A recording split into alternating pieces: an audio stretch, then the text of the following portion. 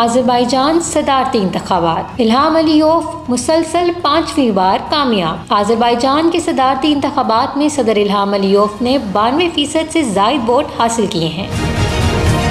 मजमूई तौर पर वोटिंग की शरह 76% रही। इंतखाबात का इनेकाद 2025 में होना था, लेकिन आर्मीनियाई बागियों की जेरे कंट्रोल खिते पर आज़रबाईजान की फतह के बाद इंतखाबात कबल अज़ वक्त करवाए गए हैं। इल्हाम अलीयोफ के मुकाबिल कोई मजबूत उम्मीदवार नहीं था और तमाम अपोजिशन जमातों ने इंतखाबात का बाइकॉट कर रखा था।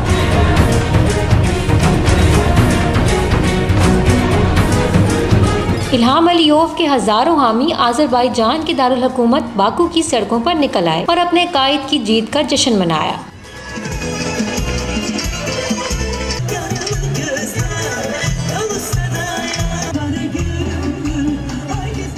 इल्हाम अलीयोफ अपने वालिद हैदर अलीयोफ की वफात के बाद पहली बार 2003 में आज़रबाईजान के सदर बने थे और ताहाल उन्होंने अपने नाकाबिल शिकस्त रहने का सिलसिला बरकरार रखा है।